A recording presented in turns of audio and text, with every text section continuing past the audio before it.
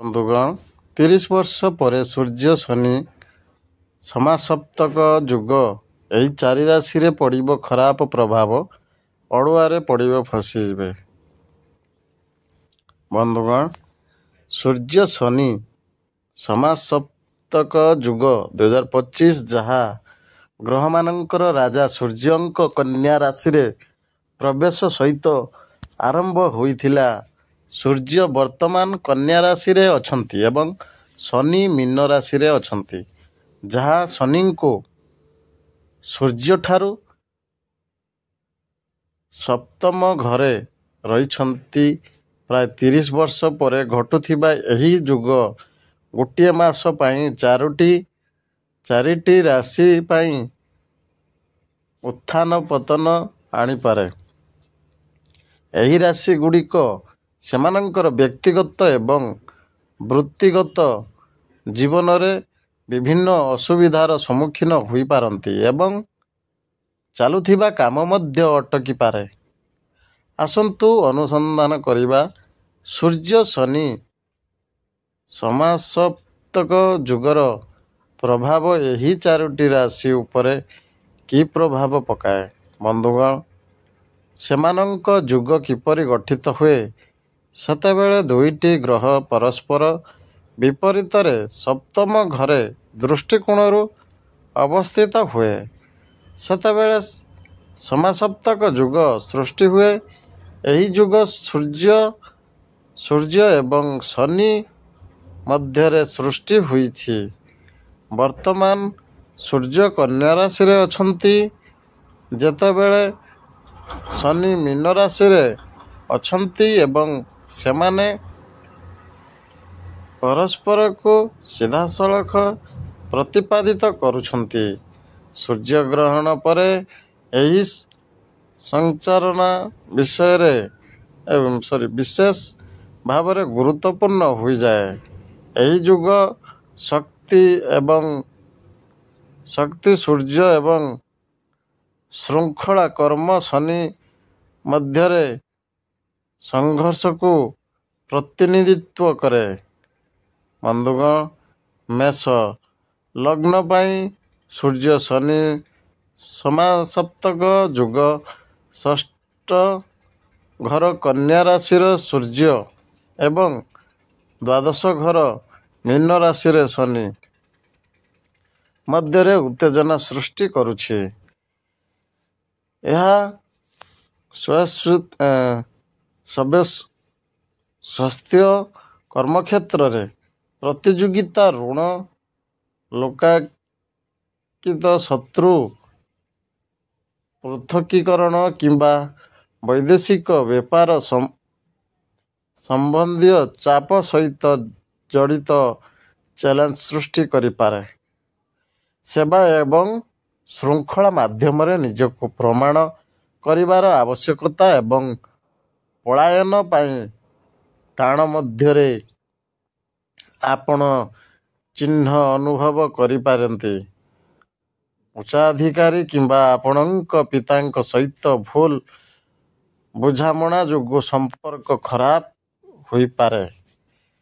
ବନ୍ଧୁଗଣ ସିଂହ ରାଶି ପାଇଁ ସୂର୍ଯ୍ୟ ଶନି ସମାସପ୍ତକ ଯୁଗ ଦ୍ୱିତୀୟ ଘର କନ୍ୟା ରାଶିରେ ସୂର୍ଯ୍ୟ ଏବଂ ଅଷ୍ଟମ ଘର ମୀନ ରାଶିରେ ଶନି ମଧ୍ୟରେ ଉତ୍ତେଜନାକୁ ଉଜ୍ଜ୍ୱଳ କରିପାରେ। ଏହି ସଂଯୋଗ ସହଭାଗିତା, ବିବାହ ଏବଂ ବ୍ୟବସାୟିକ ସମ୍ପର୍କରେ ଦ୍ୱନ୍ଦ୍ୱ ଆଣିପାରେ, କାରଣ ଅହଙ୍କାର, ସଂଘର୍ଷ କିମ୍ବା ଦାୟିତ୍ୱରେ ପାର୍ଥକ୍ୟ ଦେଖାଦେଇପାରେ। ସ୍ୱାସ୍ଥ୍ୟ ଏବଂ ବ୍ୟକ୍ତିଗତ ଶକ୍ତି ମଧ୍ୟ ପ୍ରଭାବିତ ହୋଇପାରେ ଏବଂ ଆପଣ ଅନ୍ୟମାନଙ୍କ ଦାବି ସହିତ ଆତ୍ମଯତ୍ନ ସନ୍ତୁଳନ ପାଇଁ ଚାପ ଅନୁଭବ କରିପାରନ୍ତି। ଆପଣଙ୍କୁ ଟଙ୍କା ବ୍ୟବହାର କରିବା ସମୟରେ ସତର୍କତା ଅବଲମ୍ବନ କରିବାକୁ ପରାମର୍ଶ ଦିଆଯାଉଛି, କାରଣ ଆପଣଙ୍କ ଟଙ୍କା ଅଟକି ଯାଇପାରେ। ବନ୍ଧୁଗଣ କନ୍ୟା ରାଶି ଉପରେ ସୂର୍ଯ୍ୟ ଶନି ସମାସପ୍ତକ ଯୁଗର ପ୍ରଭାବ କନ୍ୟା ରାଶି ପାଇଁ ସୂର୍ଯ୍ୟ ଶନି ସମାସପ୍ତକ ଯୁଗ ପ୍ରଥମ ଘର କନ୍ୟା ରାଶିରେ ସୂର୍ଯ୍ୟ ଏବଂ ସପ୍ତମ ଘର ମୀନ ରାଶିରେ ଶନି କୁ ସକ୍ରିୟ କରୁଛି। ନିଜକୁ ଏବଂ ସମ୍ପର୍କ ଉପରେ ଗୁରୁତ୍ୱ ଦେଉଛି। ଏହି ସମୟ ମଧ୍ୟରେ ସହଭାଗିତା ବିବାହ କିମ୍ବା ବୃତ୍ତିଗତ ସହଯୋଗରେ ଉତ୍ତେଜନା ଦେଖାଦେଇପାରେ, କାରଣ ବ୍ୟକ୍ତିଗତ ଇଚ୍ଛା ଏବଂ ପ୍ରଭୃତି ଅନ୍ୟମାନଙ୍କ ଦାୟିତ୍ୱ ଏବଂ ଆଶା ସହିତ ସଂଘର୍ଷ କରିପାରେ। ସ୍ୱାସ୍ଥ୍ୟ ଏବଂ ସହନଶକ୍ତି ଅସ୍ଥିର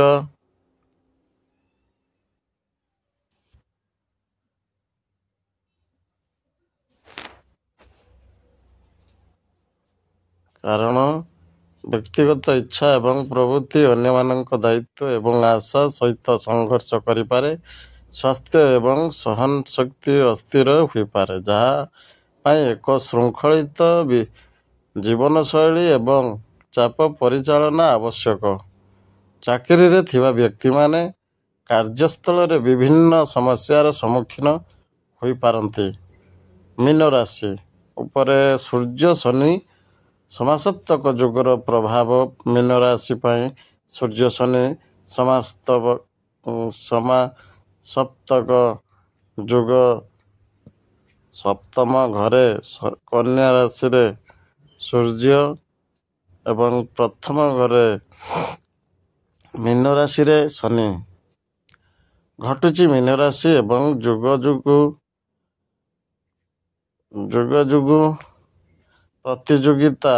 ପ୍ରତିଦ୍ୱନ୍ଦିତା କିମ୍ବା ଆଇନଗତ ବିବାଦର ସମ୍ମୁଖୀନ ହୋଇପାରେ। କାମ ପାଇଁ ବହୁତ ବ୍ୟସ୍ତବହୁଳ କାର୍ଯ୍ୟସୂଚୀ ଆବଶ୍ୟକ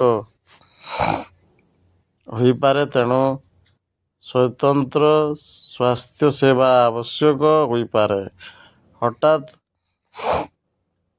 ଅପ୍ରତ୍ୟାଶିତ ଖର୍ଚ୍ଚ ଆପଣଙ୍କ ମାସିକ ବଜେଟକୁ ବାଧା ଦେଇପାରେ। ଆପଣ ଏକାକୀ ଅନୁଭବ କରିପାରନ୍ତି, କିନ୍ତୁ ଚିନ୍ତା କରିବାର କୌଣସି ଆବଶ୍ୟକତା ନାହିଁ। ଆପଣ ଧୀରେ ଧୀରେ ସମସ୍ତ ସମସ୍ୟାର ମୁକାବିଲା କରିପାରିବେ। ବନ୍ଧୁଗଣ, ଯଦି ଭିଡ଼ିଓଟି ଭଲ ଲାଗିଥାଏ ତ ଚ୍ୟାନେଲକୁ ସବସ୍କ୍ରାଇବ୍ କରିବାକୁ ଭୁଲିବେନି।